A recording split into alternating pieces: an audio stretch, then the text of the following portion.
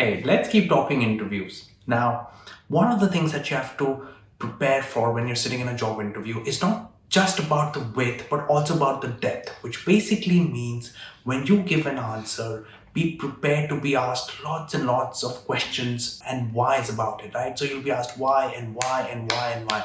Even a simple question can be transformed into a 15-minute discussion. Yeah. So let's take an example. Supposing an interviewer asks you, what mistakes have you made in life? What's a first answer for that? Let's take an example of a candidate who says, well, I think I made my share of mistakes. The biggest of them, I think, would be turning down an interview with McKinsey in my final year of undergrad. So that is a very interesting answer, right? It obviously gets the interviewer keen about asking who rejects an offer from McKinsey, right? So, and now this again gets the interviewer curious, and the interviewer asks you, why did you do that? So here's how this candidate responds. Because I didn't do my research well and took things at their face value.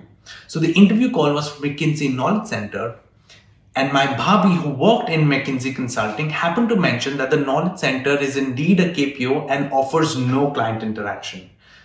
I had already received an offer from another firm, which was also a KPO, but which I believed offered client interaction as indicated by the team that had come in for a pre-placement talk at my campus. I never checked twice if that was true, nor did I figure out what is the long-term impact of joining these firms. Now, a lot of candidates think that's a good enough answer, that if they've given that kind of an answer, this is where the interview is going to end. But you can bet that if the interviewer on the other end is experienced, they're not going to stop at this level. They are going to ask one more why. Why do you think that you made that mistake? And this is where, if you're not prepared to give a good answer, you are going to fall flat. So here's a good answer to a situation like this. If you are this candidate, you can choose to answer, because I thought I was smart then and knew everything. In hindsight, it was utter overconfidence. I didn't even check twice what I believed in, which was majorly because people around me also seem to have similar ideas that McKinsey Knowledge Center is a KPO and why would you want to work in a backend role?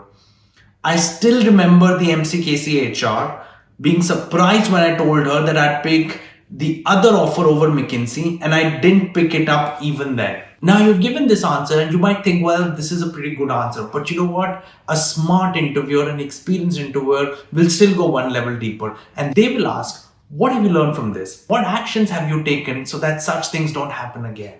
And if you don't have an answer prepared for that, then that becomes an issue, right? So what could a good answer look like to a question like this? You could answer to always take an informed decision, talk to the relevant guys, take their perspective, weigh the pros and cons, have a long-term perspective as well if required, and then take a call.